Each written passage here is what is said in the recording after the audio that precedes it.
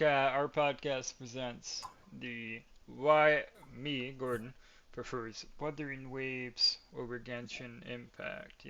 Obviously these are my opinions, but if you feel the opposite, that's cool. But honestly, you should really just give Wuba a try. Oh no, that's me. Yeah. So one of the reasons why I really prefer this game is because of Rover. I think Rover is actually like just better than Traveler, just in most ways, right? First of all, look at their design. They look like actual cool anime characters, whereas Yeah, these guys those look are. like Whoa, that art for female Rover looks a lot less oh yeah. bountiful than Uh, all the art I see. yeah, yeah. Oh, and here's the thing, Neil. Here's the thing, right? Male Rover is objectively the right choice in this game. That feels wrong. That No, it's is, not because the voice is actually really good. Some of the characters feel very shipped to you, right? In a way, so it feels a little bit better when the self-insert is like, "Oh, I'm a dude," right? So, the right. only like plus side from what, because like I'll show you sometime, Neil, but like the battle voice lines in English sound so much better. Like, dude sounds like an edge lord, whereas homegirl sounds like she's trying way too hard, right? The benefit though for female rover is in 2.0 there's a quest where you have to walk in first person and follow somebody, and if you look down you can see your chest, and that's kind of funny. But other than that, I don't know, I really like male rover. One thing, right, in the cutscenes the rover actually like kills their, or not kills, like defeats their enemies and actually looks cool doing it, whereas in Genshin, right, Yeah. from what I know, the Hmm. like big, I don't know, the water whale in Yeah. Fontaine, Yeah. he doesn't, or the traveler doesn't take it down. No, Nubilette does them for him, right? His coworker or their coworker does the job Yeah. for him A lot of instead, a right? lot of a lot of the fights do make it seem like, oh, our Yeah. innocent child wouldn't kill anyone. Yeah, Traveler's just along for the ride, whereas Rover is literally here to kill everybody. Right? Here's just a little meta thing. In Endgame, right, you really want to use or whatever characters you can. There are two different elements for Rover, with a new one coming out in 2. Whenever in the 2.0 pat or the 2.x patches, we're gonna get, I think, Arrow is what people are saying, but Havoc and Spectro are actually both very good in endgame. Havoc's a very good main DPS, and if you want like a main DPS sword guy, Havoc is your guy if you have nothing else. Whereas Spectro can be a really good sub DPS, also with the rejuvenating glow set can also be a healer. So it just kind of fits in every single role, and I really like that with the rovers. Whereas from what I know, my Genshin knowledge is pretty limited, but from what I Yeah. know, Dendro is really the only like kind of viable one because of, I think, Hyper Bloom, right? Yeah, So it's you it just is kind of that. I yeah, didn't give you an answer to that fully because like I know Hydro was shit. yeah, Animo, it kind of functions well, but not that great. Geo used to be the best option. yeah, And I haven't even checked on what Pyro Traveler does because exactly, I right? didn't even They've all been so underwhelming that you don't want to even unlock the new one. As a free-to-play player slash low spender in these kind of games, having a viable avatar is very crucial, right? Because that just gives you flexibility on a character. So that's why I Oh, like. by the way, I'm just gonna be the guy in the back having asking the dumb questions. What is Havoc and what is Spectro? So those are two different elements in the game. Whenever I mention different, Yeah, they're confusing. whenever I mention Spectro is yellow. yes, It's just yellow, right? And then yes, Havoc was magenta. Purple? yeah, Havoc is like the edgy color. You do Havoc Magenta. stuff. Havoc, from what I know, has a Purple. lot of like basic attack reliant stuff to it, right? Hmm. Where like a lot of the characters would like enhance their basic attacks and have big like wider arcs or huge AoEs, right? Rosia or yeah, Rosia or Yeah. Rakia, one of my new favorite characters, has like these big like AoE damage, and she's a havoc, right? So Hmm. whereas Spectro is like very like Spectro Frazzle heavy in 2.0, which is this dot and stuff, but it was just kind of like a little bit, uh, kind of like your light stuff, Oh, your they're light called. element in Genshin. I don't even know if they had that, but Apparently, they're called attributes. Thank you, yes, Wiki, yes, for yes, telling me. Yeah, it's. Oh, Havoc is red, actually. yeah, it's chaos. Well, it's like a reddish purple. Yeah, yeah, Fusion is the fire one, yeah, and it's also red instead yeah, of orange. slightly, yeah, Arrow is arrow. yeah, Glacier is glacier. yeah, There is electro. yeah, Okay, yeah. glad to Uh, clear that up. but this is a The big big one. thing about this game. What about their travel companions? Oh, it better not be as. Well, it is absolutely no contest, you know. Abby is so much better than Paimon, in my opinion. Right, Sacrilege. right. One is actually a true buddy who comes out and That kind of looks when like oh, the oh magic cat. we'll get into it. We'll get into it. I have a comparison in this slideshow. This Abby is like an actual buddy who comes out only when we need them, and doesn't overstay their welcome. Whereas Paimon is a big talking baby who talks at you and not with you, and always repeats what's ever been said, right? Always repeats what's ever been said to you, right? And acts like, talking to you and not like an actual character, right? She Where is indeed just the mouthpiece for this Yes, the mouthpiece, partially the silent mascot protagonist. of the right, and the mouthpiece for the protagonist. Whereas Rover talks in this game, Yeah. and has his own motivations. Where Abby also has his own motivations. Also, side note, Abby kind of looks like a mixture of Lunamon, Gatomon, and Patamon from Digimon, which is always plus in my book. So I've always called Abby Abbymon because it just looks like a Uh, Digimon, right? Like I don't know, it just looks straight like a Digimon. so I agree. Abby is a character in the story who has their own motivations for being with Rover and have their own character growths in the story. Whereas Paimon is just a mascot, She right? does indeed just react to everything Yeah. and restate anything that Yep. needs that Yep. I didn't even need mentioning. Yeah. She's just there. I Wait, love her, but you said story. Don't you normally skip gotcha stories? Yeah, normally I'll skip gotcha stories or not pay attention to them. Just because, like, personally, I think that um, paid games and like books just always have better stories, so why bother, right? But I move on after going through it on my main account with skipping. I decided that I actually wanted to start a free to play account just to read the story because I was actually interested in the characters, and the cutscenes that I couldn't skip were actually kind of cool, so it made me actually wanted to pay attention to it. Um, yeah, I can't really finish a bit too much. I can't really speak a bit too much because I only just finished 2.0, which is quite good. Uh, and I've done Acts 1 through 6. Yes, Acts 1, 2, 3 are very slow. Shane can testify to that, but the final part of Act 3 is actually alright with Scar, but like the first couple of acts are like, hey, this is really bad. The voice acting's pretty bad. It's very slow. Why does this feel like a harem? But at least, right, it doesn't overstay its welcome. It's only about a couple of hours, or 3 or 4 hours, depending on how you take it. So you do the couple of acts for like an hour and a half, and then you're good to continue or do something else if you want. And set up a certain 3.0 story that has 10 hours of a non-skippable story.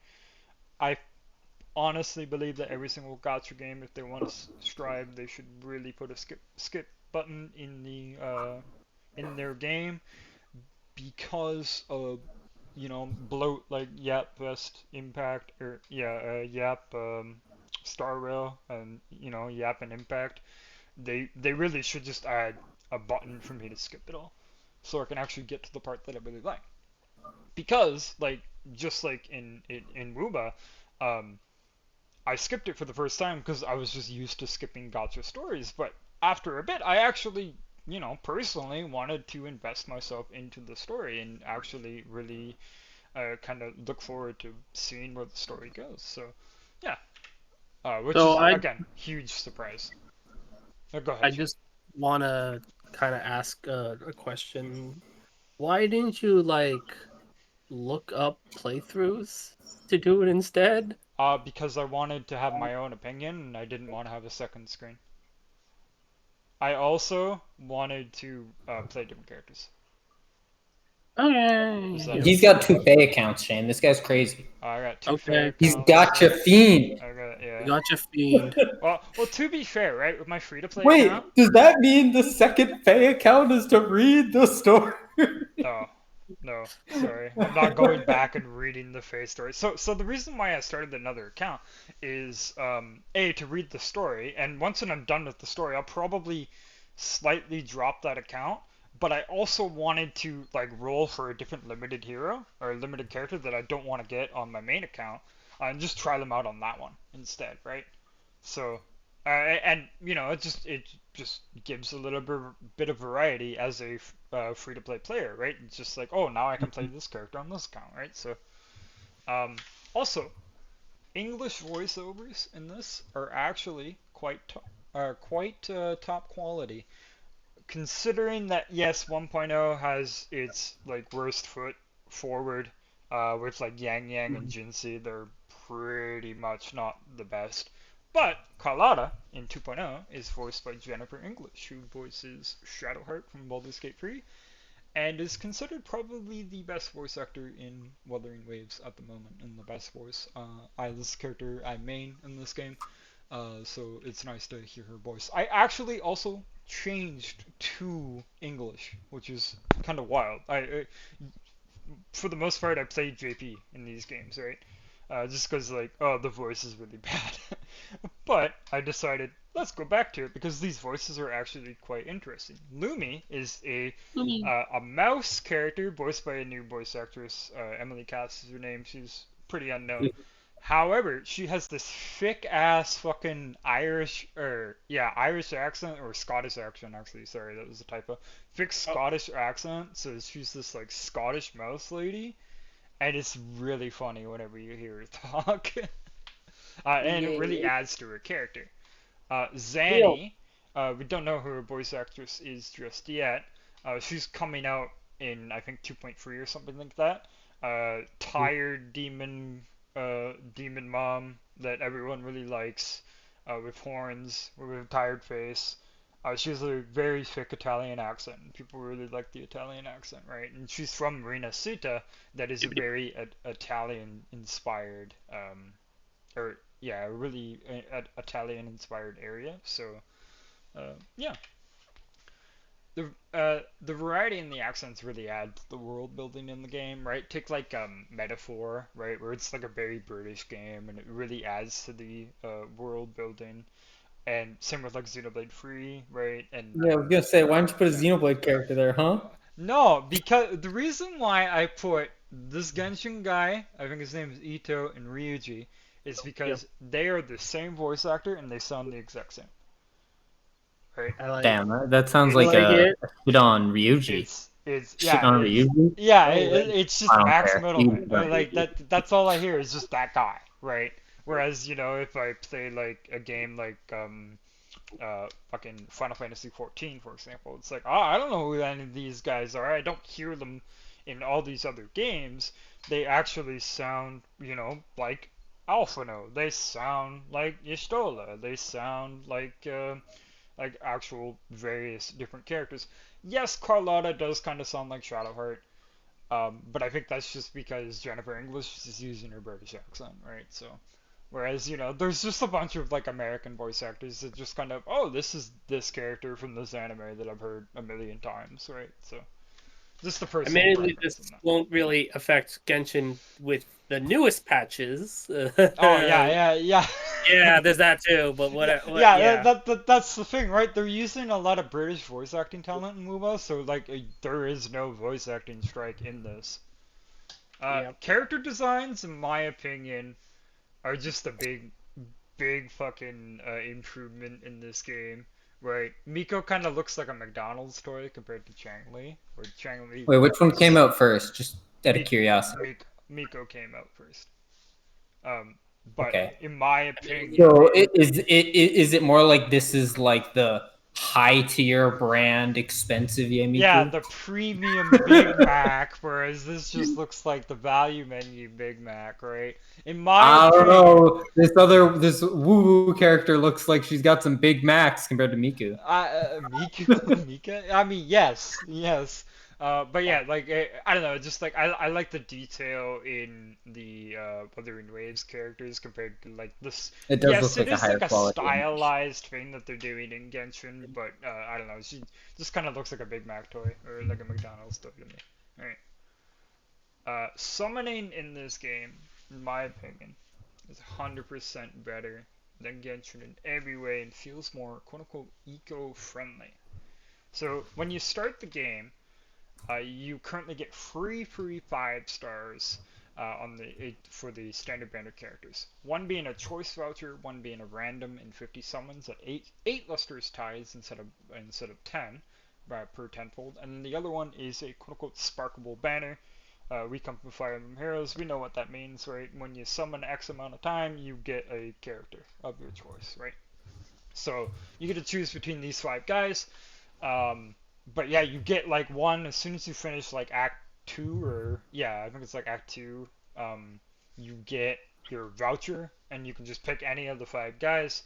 The voucher does expire in May, because that is when the anniversary happens. However, there is at least my hopium copium speculation is that we're gonna get either another free limited 5 star, or not limited, another free standard 5 star, or even a maybe even a free 1.x character, because I could see Kuro personally doing that. Also, please pick Verena as one of your free ones. If you get it randomly, that's awesome, but please pick Verena. She's one of the best healers in the game, and it's still actually quite good. Oh yes, this is just literally the like summoning background, and then I just put text on. So Right. forgive me with this. It's Um, time for Gordon's banner breakdown. Banner breakdown. All right, so here's the thing, right? You get a 5 star character every 80 summons, 80 convenes in this, right? And it is a 50-50, just like in any other game. But it's 80 instead of 90, all right? Pity does carry over as well, which I did look up.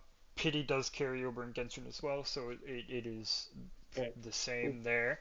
But, if I lose the pity on the Phoebe banner, which I did on my free-to-play account, I can choose now to save for either Brant, who's coming next or after this banner is done, he's coming out, or I can even save for like a 2.4 character, and I can guarantee her to or that character to come out or to pull.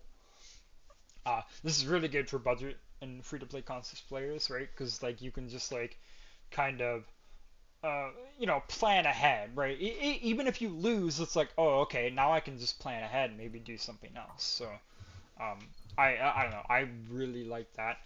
The weapon banner. This Neil is amazing, by the way. So normally, I don't summon for limited weapons in these games. I just personally, um, I would rather summon characters, right? Even if my damage is low. Mhm. In this, it is guaranteed in 80 summons, right? So no more losing 50-50s. Apparently, when Genshin first came out, there wasn't even a pity. So you could spend thousands of dollars to get a weapon. Yo. In Zenless Zone Zero and in Honkai Star Rail, there is a 75-25 in the weapon banner, so you can still lose to a standard light cone or standard engine, right? When you want the weapon, which feels honestly worse than losing a 50-50. Um, so personally, I really enjoy this because A, it makes me actually want to save and just like have guaranteed currency to just get a limited 5-star weapon, right? And really improve my account. Also, they use this little swordy things, they're called Forging Ties, which are exclusive in the weapon banner, for the weapon banner. And you can like save those. I think you get like 7 per month, or maybe even 14 per month. If you just keep doing that and just keep accumulating them, in like, I don't know, 6 months, 7 months or so, you have enough to guarantee a free limited 5-star without paying anything, right? Other than just summoning for, characters. And then now you have a limited 5-star weapon as well. So I don't know. I think this is a great step forward for gacha games like this, right? I think honestly every single weapon banner in any game should be guaranteed an X amount of summons because it just it makes a lot of sense. And like personally, again, I usually just use whatever I get, right? Oh, and in this game, when you summon for characters, you're not gonna get cucked by a free 5-star weapon or like a standard 5-star weapon. You'll just get cucked by a standard character, right? So, um, and you Hey, also, that's a merge. They have yeah, merge effects, right? they do have merges, Yeah. yes. But they also have a couple of other things. They've got this chest that you got in at level 45. You get a free 5-star weapon. These are the merges, so you can actually, or not merges. This is the shop where you get basically, um, you get your currency. This is in any game. I think Genshin had this, if I remember. You get currency for when you summon, right? And Oh then you yeah, can use that to get tides and all that fun stuff. yeah. But in this, you can buy merges. You can just straight up buy merges. You get 2 per month. So any limited character that's running will be in the shop to buy, uh, Mhm. with the coral to use.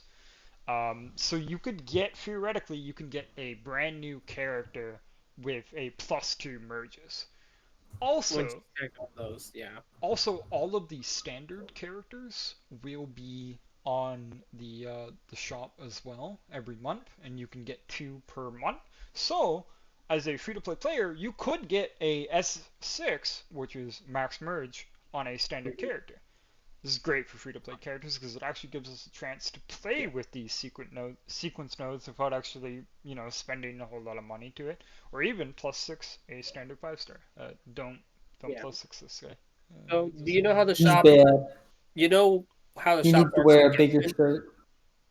They do have the standard 4-star characters, yeah, 2 in a shop per month, yeah. but it's like the same, like six, the same 12 since Mm. day one. Oh wow.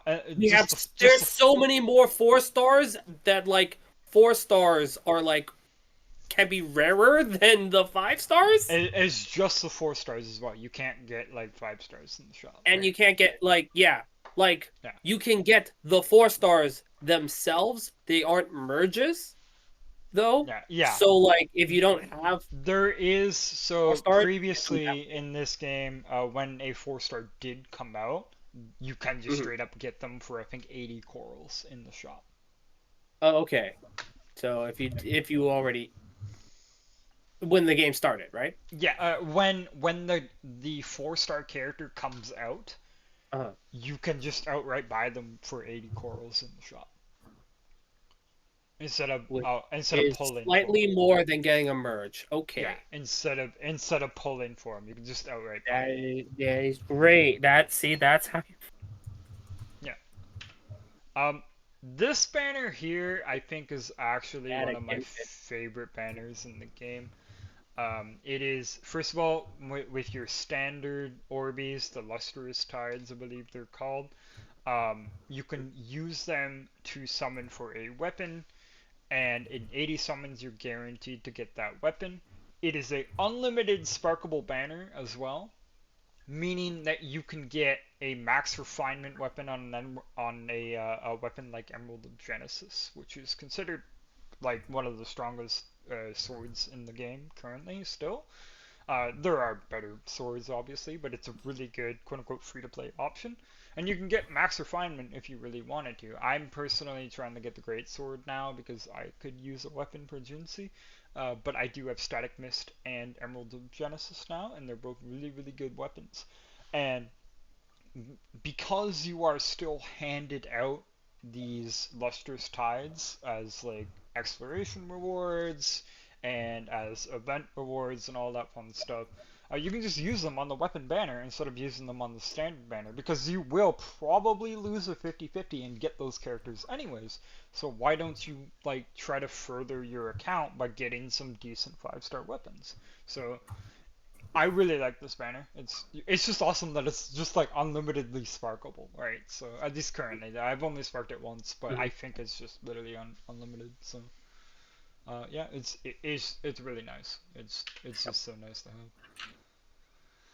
Speaking of exploration, uh, exploration doesn't feel like a chore, and there's tools like the loot mapper, which you get at exploration or pioneer level 2 in Junzo. Once you get that chain, you get a thing called the loot mapper where you use it. It's a utility. You use it, and then basically you get this yellow AOE, and there's just a bunch of chests that are marked on the map, and you can just go and just pick up the chests from the map. It's great. Isn't And that then a thing in the Xenoblade 3 DLC? Oh wait. Hmm. And then there's Casket Sonar, which is a little bit harder to use because you got to get some mats and craft the actual thing that you need to use it for. Oh, But that when you might be more. Yeah. but when you use it, it'll automatically track a casket, which are I forget what they're called in Genshin, but those are the thingies that you got to find and collect, and then you turn them into the statues. What are The those? Korok. Yeah, what are those thingies called? Each one is like named a different thing of they have a suffix of like colus something. Those Yeah, thingies. Yeah, them things. they're just called little caskets and those Yep. little cubes that you find. To But you can get a use. sonar to help you when you're just trying to clear the map. Um, Yeah. Puzzles also are generally easier in this game. There's not a huge focus on puzzles. There are puzzles, yes, but they're pretty easy.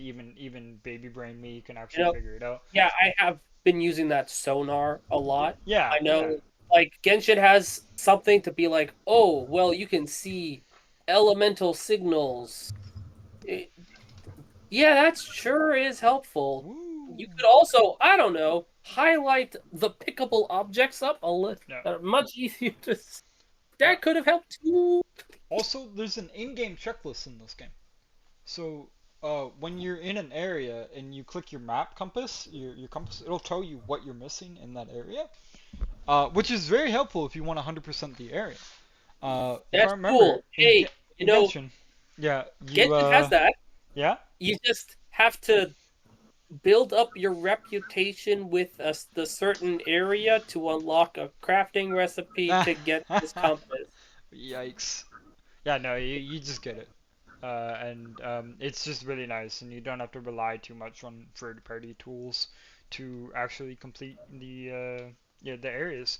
Fun fact: normally, like in any game, I've never 100% completed maps. It's just not my thing. I don't like wandering around aimlessly. But in 2.0, I actually did it for the first time. I completed the entire map of Rena Seda, including the islands. I got all the chests. I did all the events. I did all that fun stuff. And yes, I was kind of doing it to grind currency and all that fun, all that stuff. But I actually really enjoyed it because of the just the way and how kind of seamless it was. Speaking of 2.0, flying, flying in 2.0. You can fly in 2.0 areas. No need to pull for the new character. Anybody can fly in this game. In the 2.0 areas. You can also swap midair, which is awesome. So, How much once when you get to stamina does it 2.0, cost? honestly, Shane, when you're Yeah. done Act 5 and you just want to like, actually get kind of invested further into the game, just go straight to the 2.0 area. You can do that. You might be a little confused because you'll be like, who the fuck is Shorekeeper? But other than that, once when you get to the new area, you'll be completely fine. But yeah, you can fly around. The flying feels like actually like kind of chunky and pretty easy to understand, but it feels like you're controlling like a flying character instead of I'm just gliding. What to do, right? Um, Hmm. it also like they give you just enough stamina that you can be sometimes conscious about where you're going, uh, but enough that you can get to where you're going as well, right? So it's not terrible, right? So. And you can level it up by just doing map exploration. Once you do 25% of the area, it gives you more flying stamina, just like how in the 1.0 areas it gives you running stamina, or it gives you dash stamina, right? Yeah. This is for flying stamina. Also, Carlotta has a skill that gives you even more flying, so that is quote unquote, I guess, pay to win. But I think Rober also has one too, so not technically. Okay. But yeah, I love the flying. It really sold me for this game. Other things for exploration in this game. You can also run up walls. You can air dash. You can swamp characters mid-air. You can Unlimited backflip. sprint outside of combat. It's Also God, do a backflip. that's the best one. And Genshin could never. So Genshin would never. Genshin could never. Right. Combat. One of the reasons why I Combat. really enjoyed the combat in this game. Come Uh, on. let's see. Okay. Yeah. As a lapsed Final Fantasy XIV player, I actually enjoy complex rotations, and I like hitting a lot of my countless buttons with my MMO mouse. And I really enjoy the loop of like keeping buffs on myself and putting debuffs on the enemies. Wuba provides that complex combat while also being approachable to new characters. Cancel tech also includes in this game. It also exists in this game, so you can get quote unquote sweaty with your team, where you can learn the optimal rotation. So, for example, I don't know if you figured this out yet, Shane, but you can swap cancel in this game. So when you hit Q to change into your big dumb idiot, your 4-cost Echo, some of Yeah. them have a big long animation, right? You Hmm. can swap in the middle of that animation and swap to your next character. You can still play on that character and do their rotation. All the while on the field, the character that you swap to is still doing that echo, right? So you can Yeah. technically have two characters on the field at once. Right, so you hit your Q button, Yeah. your guy transforms into a big dumb idiot, you swap to your other character, the big dumb idiot is still on the field, and you're going for your rotation on your support or your sub DPS, and then you swap back, right? It also builds concerto energy, which is the thing that allows you to trigger your intros and outros. So Same. it's just really cool that you can just do stuff like cancel tech as well. For example, like Caltraro is like you gotta like dash cancel and all that fun stuff, and there's like attack weaving with Caltraro, and he's very complex, which I think I'll get to in the next slide. Just I remember gotta though. say, Go ahead. yeah. Yeah. My favorite thing, those intro skills are actually like something I really need Genshin to have They're too. If they want, so awesome. they One of are my so biggest like complaints. Oh, go ahead. like there actually is like a little something about that with the Navia characters. Of course. Of course, but it was just like, oh, when you're sprinting, you can like swap to that character and they're already doing their special movement technique and Hmm. spending the thing. And like it's okay, yeah, sure, but like that's not something practical in combat. That's just something to be like to save your stamina for running. Yeah, It's like yeah, yeah, yeah. ooh, So ooh, one of the ooh. No. one of my biggest complaints about Zenless on Zero is the auto switching that happens when you fill up the bar, and it's like, oh, now I can swap, but it's like automatically, and it's like, man, so if I don't do this, I'm losing DPS, so I actually have to swap to my characters. Whereas this is like, okay, I can save up my concerto energy, and I can swap when I need to. If, let's say, somebody gets hit, I can immediately swap to the next character, so I'm already playing as a character, as that other guy is still recovering from the ground. I can also, um, build my team to where the intro and outro buffs kind of stack with each other, right? So Rover does big damage when he does his outro, or when he does his intro as well. So if I use Sanwa's outro that buffs the incoming resonator, right? It'll give Rover big damage as soon as I hit his button. Same with like Verena. Verena heals on her outro, so she can heal somebody who's kind of low. I really like the outro skills. Just remember though, yes, kits can be a little complex, but if you read the kits, they usually explain the kit. Also, yes, bosses can be a little difficult, especially at the high levels, but remember, with enough practice and pattern recognition, you'll be able to clear the boss. You know, a skill Yeah. issue instead of a stat issue. Yeah, good scrub. Yeah, good. All right. Echoes. So this I might was be a little controversial here. While some people in the community think that echoes could be better, I think they are cool, mainly because I like the idea of summoning big dudes that help you out, or turning into the big dude that you just killed. I don't know. I just think they're cool. Yeah. Yes, rolling for the right stats can be incredibly annoying sometimes, especially when it's like, oh, I got this crit main stat on my guy, and then I got the first crit substat on the first roll, but for the next 4 rolls I didn't get my crit, and I just got HP and defense over and over again. Now it's like ass. But echoes in this game are infinitely farmable, which means you don't need to spend your precious little resin or whatever resin in Genshin to grind for artifacts. You can just grind them in the overworld, and you can just like go to the boss area. Like imagine if Mm-hmm. in Genshin, when you fight I don't know, the fire cube, right? Fire Yeah. cube from, Yep. yeah. Yep. Imagine if you fight the fire cube and the fire cube drops something, no matter if you spend resin or not, right? It, Mm, yeah. like imagine That's if it good. I drops was I like, was gonna say, oh well, what if the fire cube dropped artifacts? And it was like, yeah, I mean, they do, and it's like the two but you have artifacts. but you have to spend resin to get that artifact, right? And you still have to spend, yes, you have to spend Exactly. resin, and You it's can, also just those like two that you always get, yeah, like a gladiator and the Wolverine, yeah. whatever, and not like the fire ones from the fire Whereas artifact domain. in this game, um, when you kill a 4-drop a boss echo, they have a chance. Yes, it's not all the time, but again, they're infinitely grindable, so who cares? But you have a chance to absorb that echo, and then you can grind for main stats infinitely, right? So you can always grind for crit main stats. You can always grind for healing bonus main stats on your supports. Always grind for whatever main stat you need on the sub DPS.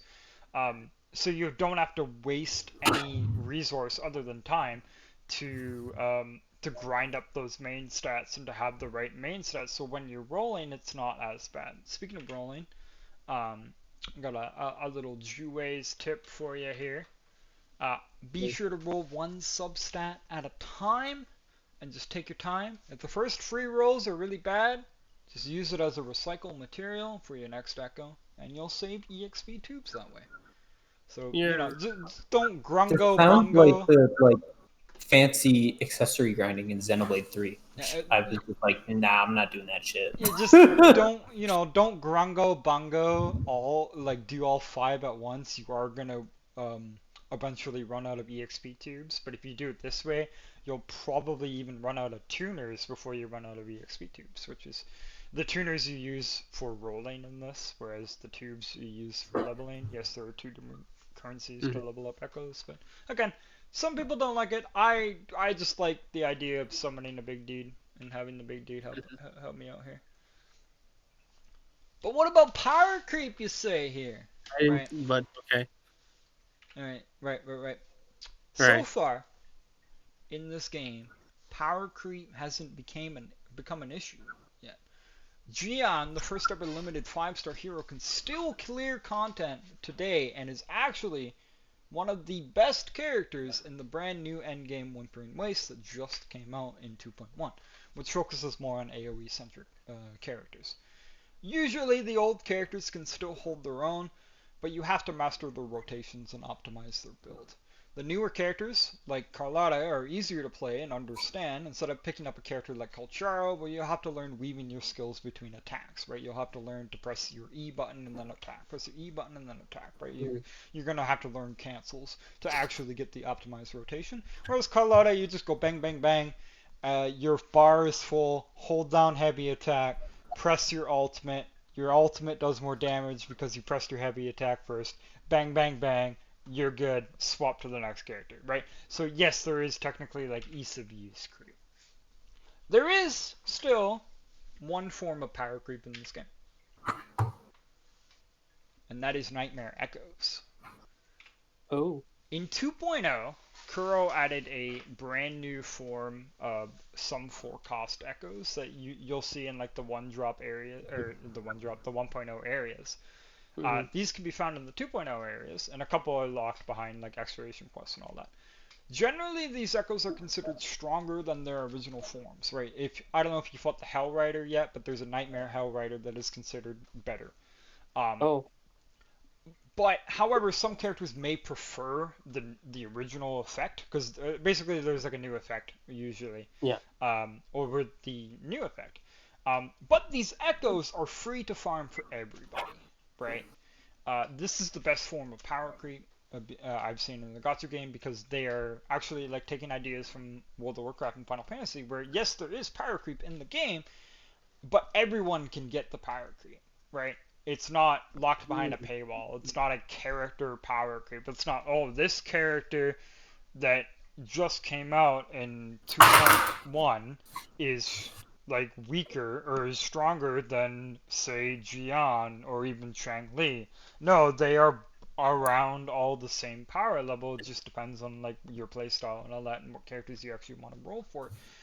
Whereas some of the newer content will add like stronger versions to help the older characters out a little, even out a little bit more, Mm-hmm. right?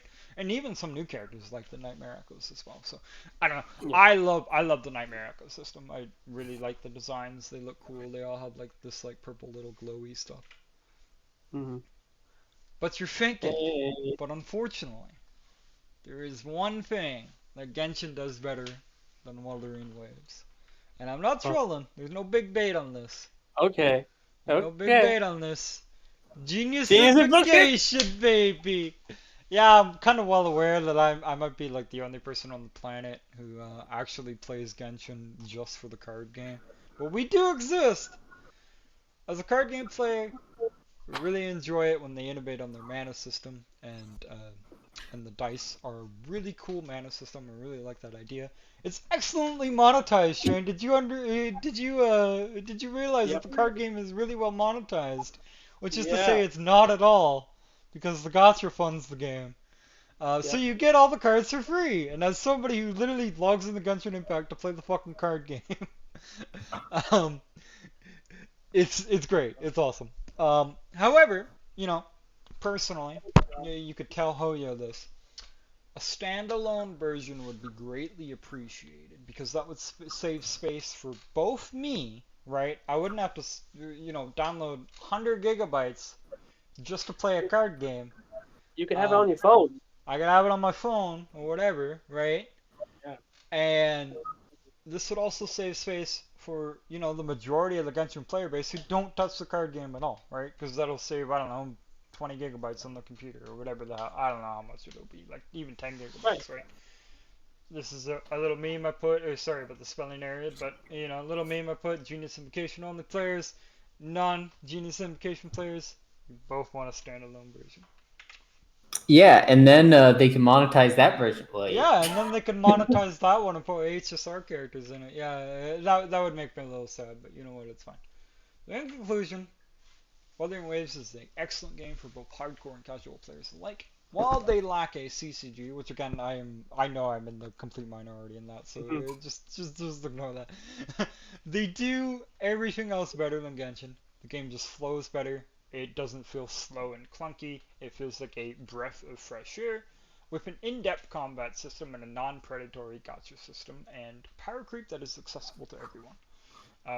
There was a quote from a YouTuber, Marco Meatball, who does a lot of video game music. He said that I was gonna Wuthering say, isn't that Waves, a music guy? he reacts to video game music and he talks about like what music makes him feel. He's an ex professional opera singer. He's really cool. Yeah, I saw him Oh, do that guy. the what's it called? God Shattering Star. Yeah, yes, he does Yeah. like God Shredding Star. He did a bunch of Final Fantasy 14 stuff as well. Yeah. But yeah, he said that Wuthering Waves feels like a game first, gacha second, and I couldn't agree more. So yeah, that is my little presentation. Hope you enjoyed all that fun stuff. If you want to hear the full episode, link in the description and all that. But other than that, thanks for watching this, super uber casual slideshow podcast. Let's get back to the show with this Wait, there's message. more to the show? I thought that was the end of the show. This message, Neil. Nice.